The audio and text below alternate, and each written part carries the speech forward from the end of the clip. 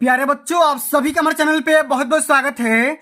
दोस्तों, आज के इस वीडियो के माध्यम से क्लास 10th के बच्चों के लिए विज्ञान का 2024 बोर्ड परीक्षा के लिए एक लेटेस्ट वायरल बोर्ड का पेपर लेकर के आ चुके हैं। और बच्चों, इस वीडियो के माध्यम से मैं आप सभी को इस पूरे वायरल पेपर का फुल सोल्यूशन बताने वाला हूं। एक बात दोस्तों, मैं आप सभी को और बता देना चाहता हूं कि जो भी बच्चा ईमानदारी से इस पूरे पेपर को अंत तक देख लेता है, समझ लेता है, तो बोर्ड परीक्षा के पेपर में 70 में 70 स्कोर कर लेगा। इस बात की पूरी गारंटी है, क्योंकि बच्चों इस वीडियो के माध्यम से मैं आप सभी को ये बताने वाला हूं कि अब की बार 2024 बोर्ड परीक्षा में बोर्ड कॉपी का फ्रंट पेज कैसे भरना है और विज्ञान की कॉपियां को कैसे हल करना है, कॉपियां लिखते समय किन किन बातों को ध्यान में रखना है और कौन कौन सी गलतियां नहीं करना है, सब कुछ मैं आप सभी को बताऊंगा। और बोर्ड परीक्षा के पेपर में टॉपर कौन सा तरीका अपनाते हैं, सब कुछ मैं आप सभी को इस वीडियो के माध्यम से बताने वाला हूं, समझाने वाला हूं। इसलिए आप सभी से हम्बल रिक्वेस्ट है, इस पूरे वीडियो को शुरू से लेकर के अंत तक जरूर देखना, क्योंकि इस वीडियो के माध्यम से मैं आप सभी को इस पूरे वायरल पेपर का फुल सॉल्यूशन बताने वाला हूं। एक भी मैं क्वेश्चन को छोड़ूंगा नहीं, एक से लेकर के पूरे क्वेश्चन को बताऊंगा, सारे सेक्शन का आंसर बताऊंगा, पूरा सॉल्यूशन के साथ बताऊंगा। एक भी मैं क्वेश्चन को ईमानदारी से छोड़ूंगा नहीं। तो ये बच्चों, बिना टाइम को वेस्ट किए इस वीडियो को स्टार्ट करेंगे। और सबसे पहली जरूरी बात एक है कि बच्चा, अब की बार 2024 बोर्ड परीक्षा में जो भी विज्ञान का पेपर बनेगा बिल्कुल ऐसा ही बनेगा, इससे बाहर एक भी क्वेश्चन नहीं आएंगे, इस बात की पूरी गारंटी है। सबसे पहले करना क्या है, अपना यहाँ पे रोल नंबर यानी कि अनुक्रमांक लिख देना है, उसके बाद यहाँ पे अपना नाम लिख देना है। इतना करने के बाद बच्चों, इस पूरे पेपर को हल करने के लिए समय मिलता है 3 घंटा 15 मिनट, जिसमें प्रारंभ के 15 मिनट परीक्षार्थियों को प्रश्न पत्र पढ़ने के लिए निर्धारित है। निर्देश में दिया गया है कि प्रश्न पत्र के 2 खंड रहेंगे, खंड अ और खंड ब। खंड अ में भी 3 सेक्शन रहेंगे, ठीक ना, यहाँ पे 1 2 3 रहेंगे, ठीक ना। अब बच्चों आगे बात कर लेते हैं। जो भी खंड अ बनेगा आपका, इसमें 20 बहुविकल्पी प्रश्न रहेंगे, जिनको हल करने के लिए आपको ओएमआर दिया जाएगा। और बच्चों, ओएमआर को फिलअप करने के लिए आपके पास ब्लू या ब्लैक पेन होना जरूरी है। और बच्चों, एक बात और ध्यान से समझ लो कि ओएमआर को फिलअप करते समय किसी भी प्रकार की इरेजर या व्हाइटनर का इस्तेमाल वर्जित किया गया है, बिल्कुल भी नहीं करना है। और खंड ब है वो वर्णनात्मक है, जो कि 50 नंबर के क्वेश्चन पूछा जाएगा। सब कुछ मैं बताऊंगा। बोर्ड टॉपर कॉपी कैसे लिखते हैं, अगर आप ये वीडियो देख लोगे ना, तो बच्चों आप विज्ञान के पेपर में टॉपर तो बन ही जाओगे, इस बात की पूरी गारंटी है, ठीक ना। आइए बच्चों, सबसे पहले हम यहाँ पे हल करेंगे खंड अ के सारे सवाल, उसके बाद हम खंड ब के भी सारे सवालों को बताएंगे। वीडियो थोड़ी सी लंबी होगी लेकिन धमाकेदार होगी। आइए, सबसे पहले इसमें क्वेश्चन पूछा गया है कि किसी वस्तु का अवतल दर्पण के द्वारा बना प्रतिबिंब आभासी, सीधा एवं वस्तु से बड़ा पाया जाता है। वस्तु की स्थिति कहाँ होना चाहिए?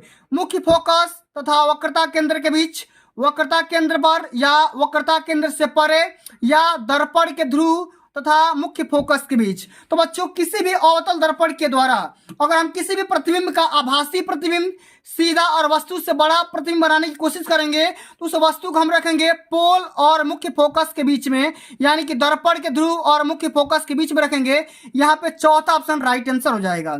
अब देखो, अगला हमारा क्वेश्चन पूछा गया है कि किसी शब्दकोश में पाए छोटे अक्षरों को पढ़ते समय आप निम्न में से कौन सा लेंस पसंद करेंगे? तो बच्चों, हम यहाँ पे करेंगे 5 सेंटीमीटर फोकस दूरी का एक उत्तल लेंस लगाएंगे, ताकि हमारा जो भी अक्षर होगा बिल्कुल स्वच्छ दिखाई देगा, बिल्कुल सुंदर दिखाई देगा। ऑप्शन नंबर यहाँ पे तीसरा राइट आंसर हो जाएगा। अब अगला हमारा क्वेश्चन पूछा गया है कि किसी गोलीय दर्पण तथा किसी पतले गोलीय लेंस दोनों की फोकस दूरियां प्रत्येक का -15 सेंटीमीटर है। दर्पण तथा लेंस संभवतः है दोनों अवतल, दोनों उत्तल, या दर्पण अवतल लेंस उत्तल, या दर्पण उत्तल और लेंस अवतल। तो बच्चों, यहाँ पे देखो हमारा दिया गया फोकस दूरी का मान निगेटिव, तो हमारा अवतल लेंस में और अवतल दर्पण में, दोनों दर्पण और दोनों लेंस में क्या होता है, फोकस दूरी का मान हमेशा निगेटिव होता है, इस बात को ध्यान में रखना।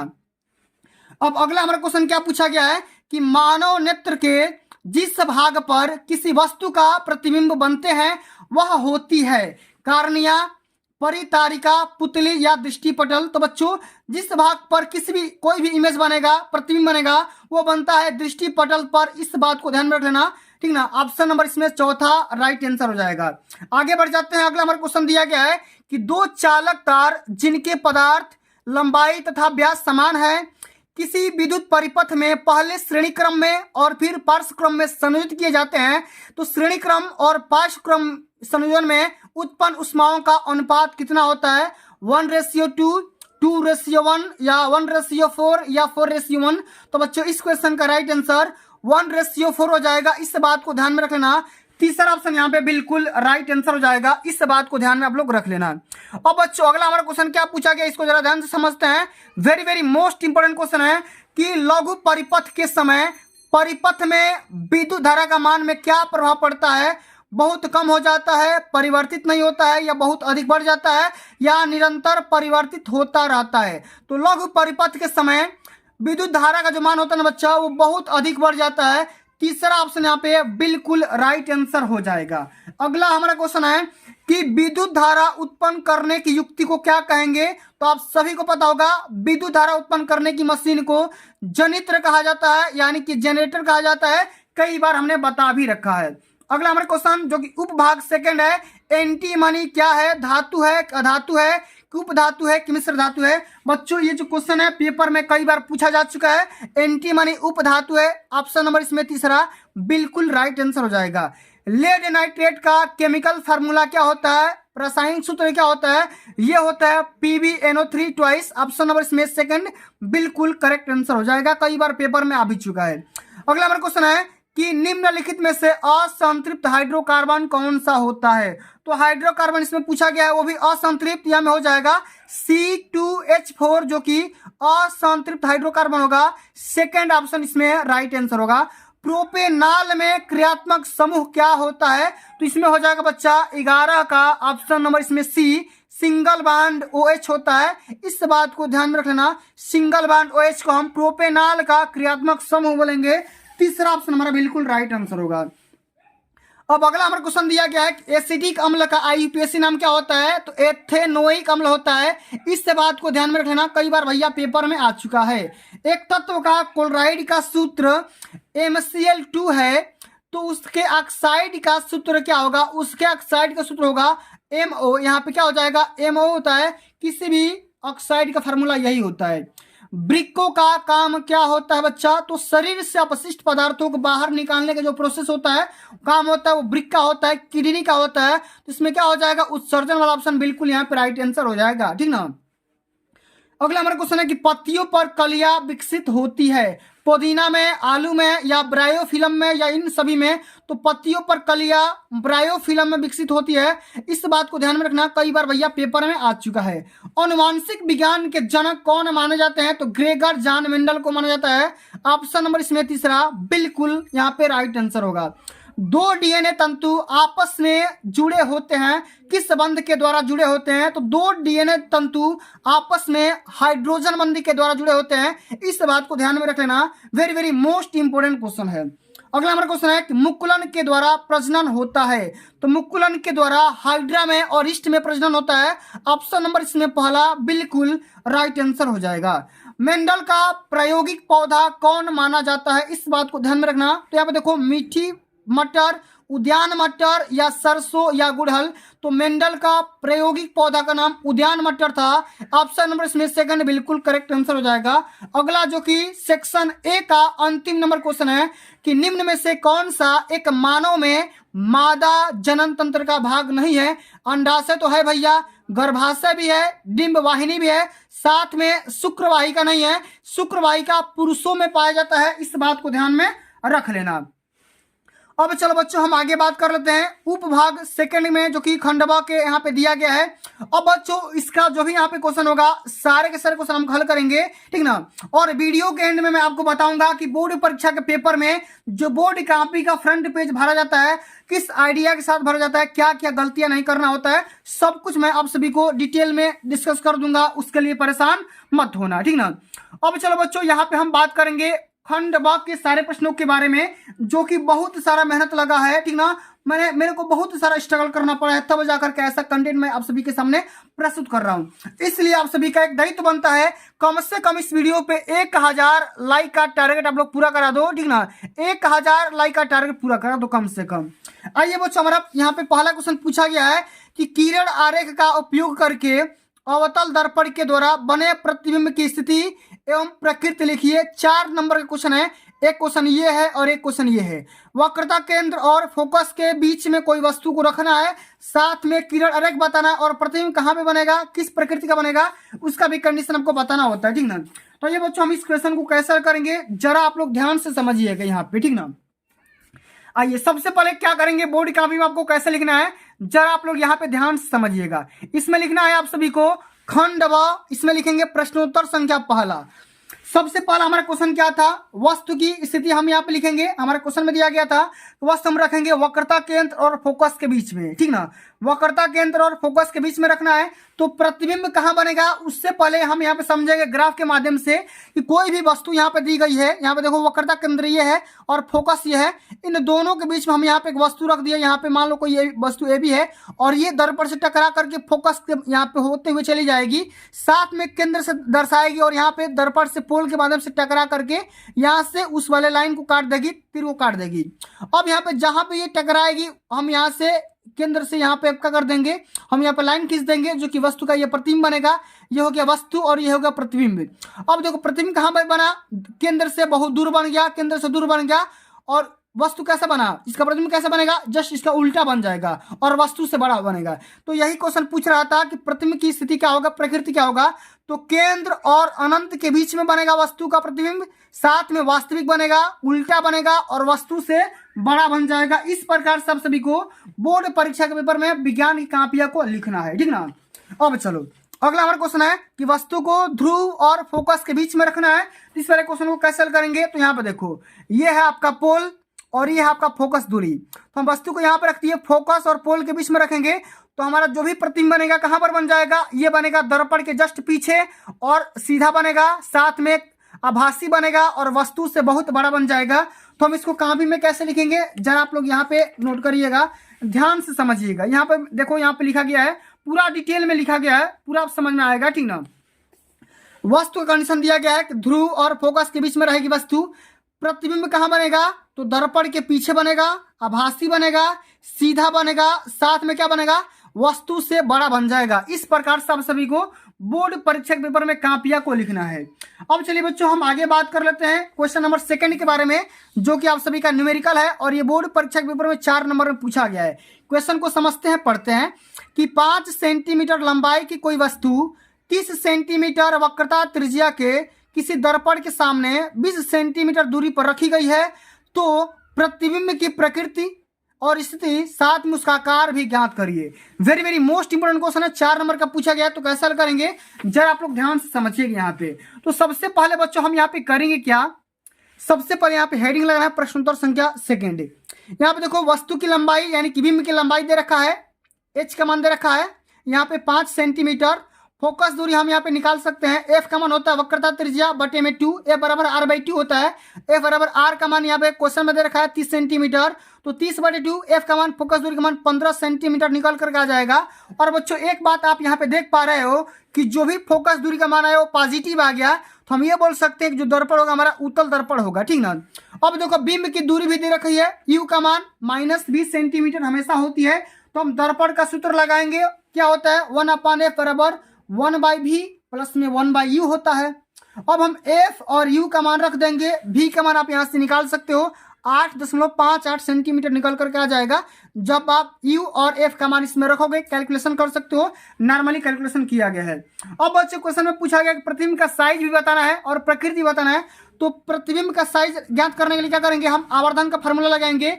m बराबर होता है h' होता है जो कि -v/u के बराबर होता है। और यहाँ पे हम करेंगे क्या, h का मान हमारा दिया गया कितना 5 सेंटीमीटर, तो हम h' और बराबर v का मान हमने निकाला था 8.58, हम यहाँ पे रख देंगे माइनस में, ठीक ना। और बटे में यहाँ पे u का मान हमारा दे रखा है यहाँ पे -20 centimetre, minus minus cancel out और ये देखो 5 के 20 कट जाएगा और 4 से कटाओगे तो ये कट जाएगा 2.145 बार में, यही आपका आंसर हो जाएगा। और बच्चों प्रतिबिंब का प्रकृति क्या होगा, आभासी बनेगा और साथ में क्या बन जाएगा, सीधा बन जाएगा। इस प्रकार से आप सभी को 2 नंबर क्वेश्चन को हल करना है, ठीक ना। अब चलो आगे हम बात कर लेते हैं। अगला हमारा क्वेश्चन दिया गया है, यह भी एक न्यूमेरिकल ही क्वेश्चन है कि किसी 4 ओम प्रतिरोधक में प्रति सेकेंड 100 जूल ऊष्मा उत्पन्न हो रही है। तो प्रतिरोधक के सिरों पर विभवांतर ज्ञात करना है, वोल्टेज का मान कैलकुलेट करना है। तो इस बार हम क्वेश्चन को कैसे हल करेंगे, यहाँ पे जरा आप लोग ध्यान से समझिएगा, बहुत ही इंपॉर्टेंट क्वेश्चन है। और इसी प्रकार सब सभी को बोर्ड परीक्षा के पेपर में न्यूमेरिकल को सॉल्व करना है। सबसे पहले बच्चों जो भी डाटा दिया गया ना उसको यहाँ पे हम लिखेंगे। प्रतिरोध आर का मान दिया गया है 4 ओम, यहाँ पे देख सकते हो, ठीक ना, 4 ओम दिया गया है, ठीक ना। प्रति सेकंड 100 जूल उत्सर्जित हो रही है। यहाँ पे देखो हीट का यहाँ पे मान दिया गया है 100 जूल प्रति सेकंड बह रही है। समय यहाँ पे 1 सेकंड दिया गया है। वोल्टेज का मान आपको बताना है, तो यहाँ पे एक फार्मूला होता है H बराबर I स्क्वायर RT। तो हम करेंगे क्या, I का मान निकालेंगे तो क्या हो जाएगा, I बराबर हो जाएगा रूट में H अपन RT हो जाएगा, ठीक ना। इसको इधर फेंक दोगे तो क्या हो जाएगा, गुणक में तो भाग के रूप में चला जाएगा और यहाँ पे रेशियो का यहाँ पे रूट का चिन्ह लग जाएगा। अब हम H का मान, R का मान और T का मान जब रख देंगे तो यहाँ पे क्या हो जाएगा, 100/4 गुणा 1 हो जाएगा, यानी 2500 के 100 बार में कट जाएगा। और जब 25 का वर्गमूल निकालेंगे तो 5 एम्पियर निकल करके आ जाएगा और यही हमारा आंसर हो जाएगा, ठीक है।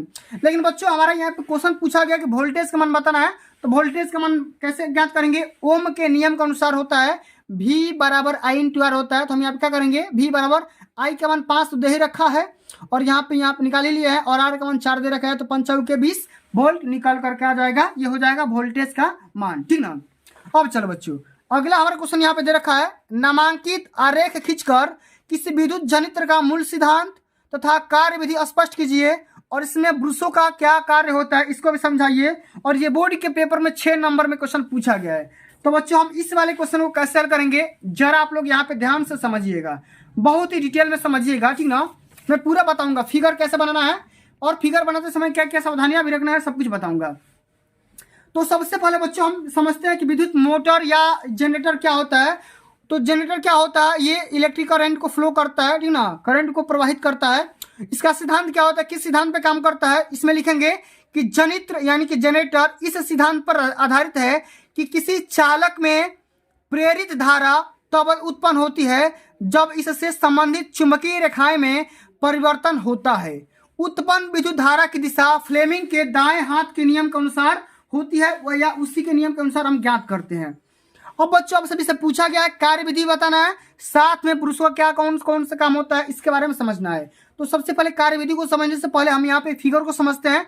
यहाँ पे देखो कुंडली रखी है, इस पे तार का बाइंडिंग किया जाता है, कॉइल लगा होता है। और ये देखो ये चुंबक है जो कि नॉर्थ पोल है और ये चुंबक का दूसरा पार्ट जो कि साउथ पोल है, ठीक ना। और यहाँ पे देखो ये ब्रूस लगे होते हैं और यहाँ पे गैल्वेनोमीटर लगा होता है जो कि वोल्टेज को यहाँ पे मान बताता रहता है। ये शाफ्ट लगा होता है और यही घूमता रहता है, ठीक ना, दक्षिणावर्त घूमता रहता है। चलिए बच्चों अब इसमें लिखेंगे कार्य विधि। इसमें लिखना है आपको ये कि जब कुंडली को चुंबक के ध्रुवों N और S के बीच में वामावर्त घुमाया जाता है तब AB नीचे और CD ऊपर की दिशा में हो जाता है। उत्तरी ध्रुव के निकट AB चुंबकीय रेखाओं को और CD ऊपरी दक्षिणी ध्रुव के निकट रेखाओं को काटती है। इससे AB और CD में प्रेरित धारा उत्पन्न होती है जिससे फ्लेमिंग के दाएं हाथ के नियम के अनुसार ज्ञात करते रहते हैं। इस प्रकार से हमारा करंट फ्लो होता रहता है। यही आपको कार्यविधि आसानी से यहाँ पे लिख देना है, ठीक ना। और बच्चों अंत में लिखना है आप सभी को ब्रश का कौन कौन सा काम होता है। इसमें लिखेंगे कि ब्रश B1 तथा B2 से विद्युत धारा को लोड तक ले जाया जाता है और चित्र में इसे गैल्वेनोमीटर से जोड़ा जाता है। क्योंकि जो भी धारा होता है उसको ये मापता रहता है, ठीक ना। इस प्रकार से हम यहाँ पे विद्युत जनित्र का सिद्धांत लिखेंगे, कार्य विधि लिखेंगे और साथ में ब्रश का महत्व भी हम यहाँ पे लिख देंगे, ठीक ना। अब चलिए अगला हमारा क्वेश्चन पूछा गया 5वां नंबर क्वेश्चन उपभाग सेकंड का केमिस्ट्री क्वेश्चन है कि निम्नलिखित यौगिकों के संरचना सूत्र लिखिए। 4 नंबर का क्वेश्चन है, 4 क्वेश्चन दिया गया है। मेथेनॉल, प्रोपाइन, पेंटेनोन 3 और ब्यूटेनोन सेकेंड। तो सबका हम यहाँ पे क्या करेंगे, संरचना सूत्र लिखेंगे। बस खाली फिगर का यहाँ पे नाम लिख देना, आपका पूरा नंबर मिल जाएगा। यहाँ पे 1-1 नंबर क्वेश्चन है। तो बच्चों सबसे पहले क्या था, मेथेनॉल। क्या था, मेथेनॉल। तो मेथेनॉल का केमिकल फार्मूला क्या होता है, CH2O। क्या हो जाएगा, CH2 हो जाएगा। यह इसका संरचना सूत्र हो जाएगा। साथ में आप सभी को प्रोपाइन का लिखना था। तो प्रोपाइन का क्या होता है, CH3 single bond C double bond CH। इस प्रकार से प्रोपाइन का लिखना है। और अंत में लिखना है आप सभी को पेंटेनोन 3 का। पेंटेनोन 3 का क्या होगा, C5H10O हो जाएगा। और अंत में लिखता ब्यूटेनोन सेकंड का। तो ब्यूटेनोन क्या हो जाएगा, CH3 single bond CO single bond CH2 और सिंगल बॉन्ड CH3 हो जाएगा। इस प्रकार से हम यहाँ पे पूरा नाम लिख देंगे, ठीक है। अब चलिए अगला हमारा क्वेश्चन दिया गया है, कुछ तत्वों के परमाणु क्रमांक नीचे दिए गए हैं, तत्वों का नाम लिखना है, साथ में आवर्त सारणी में इन तत्वों का समूह बताना है और आवर्त का संख्या भी बताना है कि कौन सा समूह है और कौन सा आवर्त है। सबसे पहले इसका नाम लिखेंगे 12, 17, 18 और 20। तो यहाँ पे मैंने पूरा यहाँ पे क्वेश्चन भी लिख दिया है, आपको आसानी से समझने में कोई दिक्कत नहीं होगी। तो 12 क्या नाम है, मैग्नीशियम होता है, 17 वाले कैल्शियम क्लोरीन होता है, 18 का आर्गन होता है और यहाँ पे 20 वाले को कैल्शियम होता है। तो इस प्रकार से सबका नाम हो गया। और मैग्नीशियम का क्या होता है समूह, ये सेकंड में पाया जाता है और इसका आवर्त 3 है। इसी प्रकार से क्लोरीन जो होता है ना, ये 17वां समूह का एलिमेंट है और साथ में ये तीसरा आवर्त में पाया जाता है। आर्गन का जो ग्रुप है वो 18वां ग्रुप है और यहाँ पे इसका जो पीरियड होगा आवर्त होगा वो तीसरा है। और इसी प्रकार से कैल्शियम का यहाँ पे ग्रुप का नाम है सेकंड ग्रुप और यहाँ पे हम बात कर लेते हैं इसके आवर्त का नाम, तो ये चौथा आवर्त का एलिमेंट होने वाला है। इस प्रकार से आप सभी को बोर्ड परीक्षा के पेपर में पूरा यहाँ पे सवालों को हल करना है। अब चलिए अगला हमारा क्वेश्चन पूछा गया बच्चा कि निम्नलिखित अभिक्रियाओं में से प्रत्येक के लिए संतुलित रासायनिक समीकरण लिखिए। 7 क्वेश्चन दिया गया है, 2, 4 सॉरी यहाँ पे 6 दिया गया है। तो 6 क्वेश्चन के बारे में समीकरण को बैलेंस करना है और नहीं तो आप यहाँ पे अथवा करके इसका भी टिप्पणी भी कर सकते हो। तो हम आगे आने वाले वीडियोस के माध्यम से मैं आप सभी को ये बता दूंगा आप सभी को कि किस प्रकार से रासायनिक समीकरण को संतुलित किया जाता है। अभी आप ये टिप्पणी देख लो कि हाइड्रोकार्बन की दहन अभिक्रिया क्या होती है, कार्बनिक यौगिकों में प्रतिस्थापन अभिक्रिया क्या होती है, साथ में हाइड्रोजनीकरण क्या होता है, सबके बारे में डिटेल से समझ लेते हैं। तो सबसे पहले समझेंगे दहन अभिक्रिया क्या होती है, ठीक ना। वेरी मोस्ट इंपोर्टेंट क्वेश्चन है, बोर्ड परीक्षा पेपर में कई बार पूछा जा चुका है। इसमें लिखेंगे प्रश्नोत्तर संख्या 7वां। सबसे पहले समझेंगे बच्चा कि दहन अभिक्रिया क्या होती है। तो दहन एक रासायनिक प्रक्रिया या दहन ईंधन हाइड्रोकार्बन और ऑक्सीजन के बीच एक अभिक्रिया है जो ऊष्मा और प्रकाश ऊर्जा का उत्पादन करती है, जिसके परिणाम लौ होती है, यानी कि लौ आपका जलता है और दहन की प्रक्रिया से गुजरने वाले पदार्थ को दहनशील कहा जाता है, दहनशील पदार्थ कहा जाता है। दहन अभिक्रिया में क्या लिखेंगे कि दहन एक रासायनिक प्रक्रिया होती है जो कि ईंधन यानी कि हाइड्रोकार्बन और ऑक्सीजन के बीच में होती है, ठीक ना। अब ये करता क्या है, इसमें ऊर्जा ऊष्मा मिलेगी, साथ में आप सभी को प्रकाश ऊर्जा मिलेगा और ये मिलकर क्या बनेगा, एक लौह बनाएगा, ठीक है, लौह बना देगा। इसी प्रकार से हम इसको क्या बोलेंगे, दहनशील पदार्थ कहेंगे। आगे लिखना था बच्चों आप सभी को प्रतिस्थापन अभिक्रिया क्या होती है, यह भी बोर्ड परीक्षा के पेपर में 2 नंबर का पूछा गया है। तो ऐसी अभिक्रिया जिसमें किसी यौगिक में उपस्थित किसी तत्व का प्रतिस्थापन दूसरे तत्व के द्वारा होता है, प्रतिस्थापन अभिक्रिया कहलाती है। जैसे यहाँ पे देखो, सोडियम को हम जल के साथ रिएक्शन करवाएंगे, क्रिया कराएंगे तो सोडियम हाइड्रोक्साइड मिल जाएगा, साथ में हाइड्रोजन गैस यहाँ पे रिलीज हो जाएगी। ये आपका क्या हो गया, यहाँ पे देखो जो आपका हाइड्रोजन था ये क्या हो गया, इसमें आ गया, सोडियम के साथ आकर के सोडियम हाइड्रोक्साइड बना लिया और साथ में जल को क्या कर दिया भैया, हाइड्रोजन गैस को क्या कर दिया, रिलीज कर दिया। आगे बात कर लेते हैं हाइड्रोजनीकरण क्रिया क्या होती है, इसके बारे में समझ लेते हैं। यही बोर्ड परीक्षा के पेपर में 2 नंबर का पूछा गया है। इसमें लिखेंगे कि असंतृप्त हाइड्रोकार्बन का निकेल या पैलेडियम उत्प्रेरकों की उपस्थिति में हाइड्रोजन का मिलना और असंतृप्त हाइड्रोकार्बन में बदलना हाइड्रोजनीकरण कहलाता है।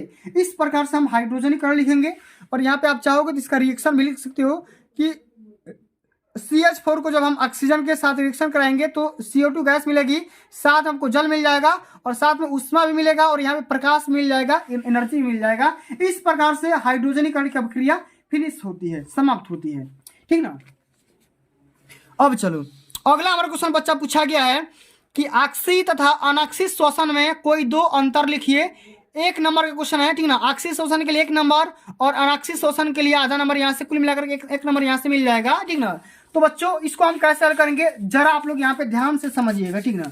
यहाँ पे पूरा बढ़िया समझिएगा भैया कि ऑक्सी शोषण और अनॉक्सी शोषण क्या होती है, डिटेल में हम समझ लेते हैं भैया कि ताकि हमारा कोई दिक्कत ना हो। तो सबसे पहले बच्चों समझते हैं यहाँ पे कैसे लिखेंगे ऑक्सी तथा अनॉक्सी शोषण में अंतर। क्या लिखना है कि ऑक्सी श्वसन में भोजन का पूर्ण रूप से ऑक्सीकरण हो जाता है, जबकि अनॉक्सी श्वसन में भोजन का पूर्ण रूप से ऑक्सीकरण नहीं होता है। इस प्रकार से हम सबसे पहला रीजन लिखेंगे कि ऑक्सी श्वसन में क्या होगा, भोजन का पूर्ण रूप से ऑक्सीकरण होगा, अनॉक्सी में नहीं होगा। अगला लिखेंगे कि ऑक्सी श्वसन में क्रिया के फलस्वरूप अंत में CO2 गैस जल और उसमें ऊर्जा बनती है, जबकि अनाक्षिक श्वसन में क्रिया के फलस्वरूप अंत में CO2 और लैक्टिक एसिड बनता है, लैक्टिक अम्ल बनता है। इस प्रकार से 2 रीजन लिखोगे, आधा आधा नंबर मिल जाएगा, 1 नंबर यहाँ से मिल जाएगा। अब आगे हम बात कर लेते हैं 8 का बी नंबर क्वेश्चन कि लसिका और रुधिर में क्या अंतर होता है, इसके बारे में समझाना है और 2 अंतर के बारे में लिखना है। आधा आधा नंबर का ये भी क्वेश्चन है, very very most important question है, ठीक ना। आइए अब समझते हैं कि लसिका और रुधिर में क्या अंतर होता है। इसमें लिखेंगे कि लसिका रंगहीन संयोजी ऊतक होता है, जबकि रुधिर लाल रंग का संयोजी ऊतक होता है। लसिका का कोई कलर नहीं होता है, जबकि रुधिर का कलर होता है और ये रेड कलर का होता है। लसिका में लाल रुधिर कणिकाएं नहीं पाई जाती है, जबकि रुधिर में लाल रक्त कणिकाएं पाई जाती है। इस बात को हमें ध्यान में रखना है, कई बार पेपर में पूछा जा चुका है। अब चलो अगला हमारा क्वेश्चन पूछा गया बच्चा कि कायिक प्रवर्धन। यहाँ पे देखो क्या पूछा गया, यहाँ पे कायिक जनन, ठीक ना। कायिक जनन क्या होता है, ये कायिक जनन किसे कहते हैं, 1 नंबर का क्वेश्चन है, इसको ध्यान समझते हैं कि कायिक जनन किसे कहते हैं, इसको हम समझते हैं। 1 नंबर का क्वेश्चन है, 2 लाइन लिखोगे मिल जाएगा कि जब किसी पादप का पुनरुद्भवन बीज के अतिरिक्त पादप के किसी अन्य कायिक भाग जैसे मूल, स्तंभ, पर्ण से होता है तो उसे कायिक जनन कहेंगे, ठीक ना। देखो ऐसा नहीं कि खाली बीज से ही कोई पौधा या कोई भी चीज उठाया जाए या उसको बनाया जाए, ठीक ना। वो अपने कायिक भाग से, मूल से, स्तंभ से या पर्ण से भी उसका हम जनन कर सकते हैं, उत्पत्ति कर सकते हैं। इस प्रकार सब सभी को यहाँ पे लिखना है, ये आपका कायिक जनन का परिभाषा हो गया, ठीक ना।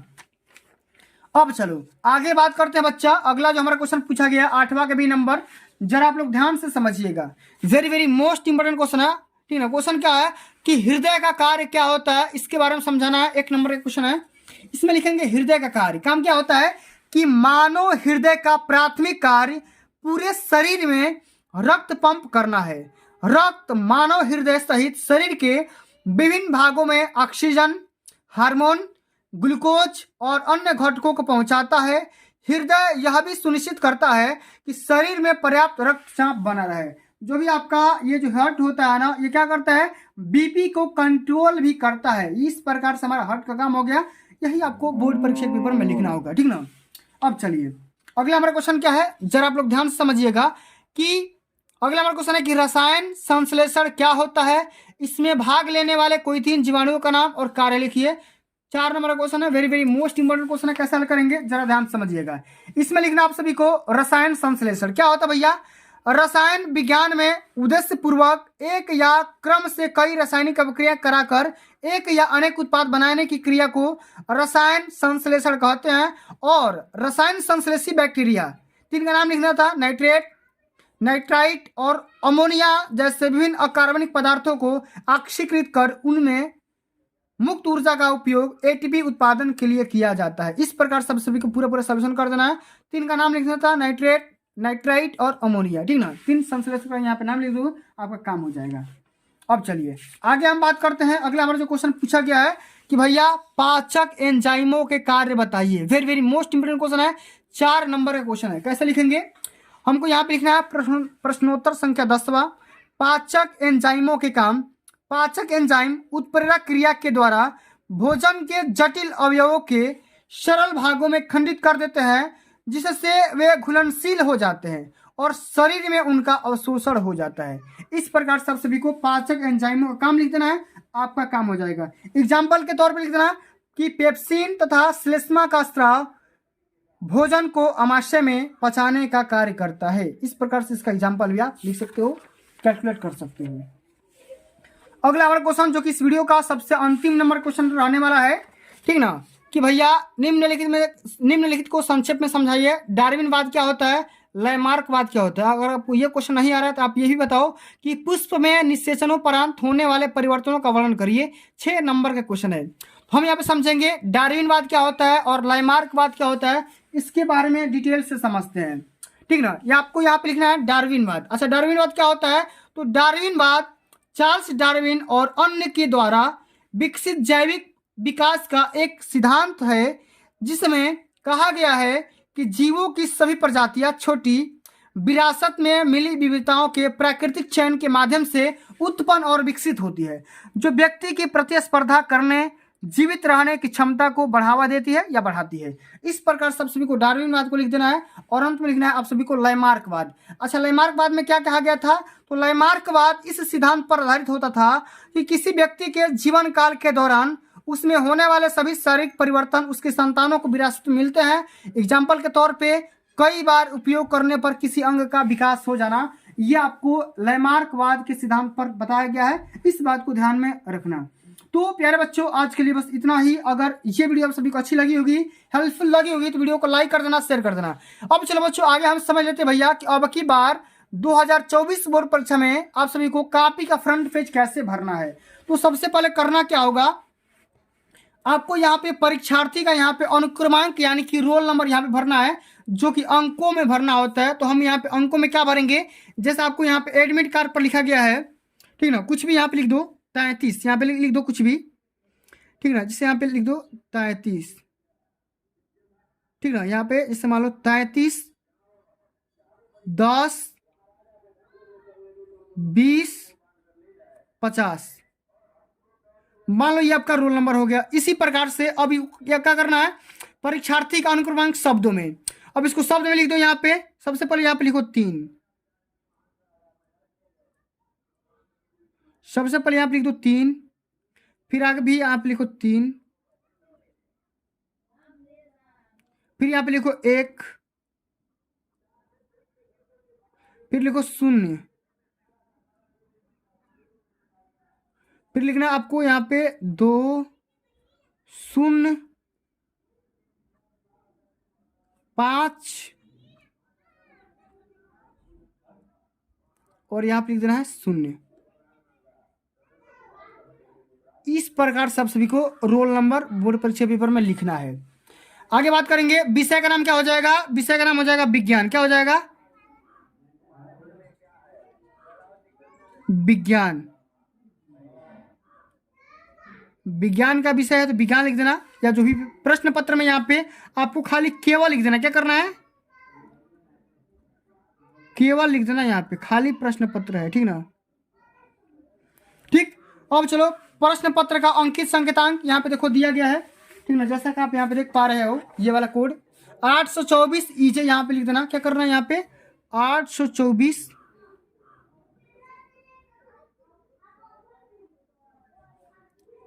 ई और जे यहाँ पे लिख देना। इतना करने के बाद परीक्षा का दिन, परीक्षा का दिन जैसे मान लो यहाँ पे सोमवार, मंगलवार या बृहस्पतिवार, कुछ भी यहाँ पे लिख देना, ठीक ना। यहाँ पे लिख दे रहा हूँ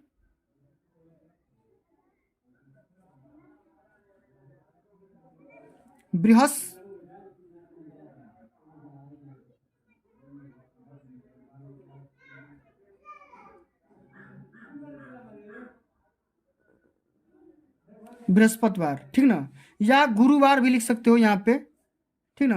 परीक्षा तिथि यहाँ पे लिख देना। अगर किस डेट को पढ़ा है तो विज्ञान का पेपर मान लो जिस डेट को पढ़ा है वहाँ पे डेट लिख देना, और पाली का नाम इसमें लिख देना। पाली का नाम क्या था? प्रथम पाली, यहाँ पे लिख देना प्रथम पाली। केंद्र का नाम यहाँ पे लिख देना, हम यहाँ पे लिख दे रहे हैं अपने सेंटर का नाम, ठीक ना, ऑनलाइन स्टडी सीरीज ना है।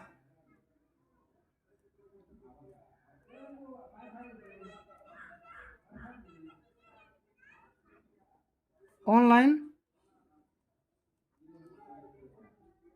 स्टडी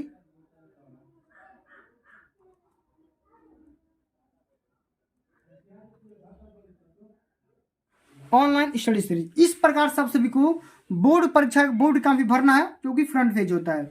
तो प्यारे बच्चों, आप सभी को हमारे चैनल पे बहुत बहुत स्वागत है। अगर ये वीडियो आप सभी को अच्छी लगी होगी, हेल्पफुल लगी होगी, तो वीडियो को लाइक कर देना, शेयर कर देना। चैनल पर नए होंगे तो सब्सक्राइब करके साथ में सारे बेल प्रेस कर देना। जल्द मिलते हैं अगली वीडियो में, तब तक के लिए जय हिंद, जय भारत, वंदे मातरम।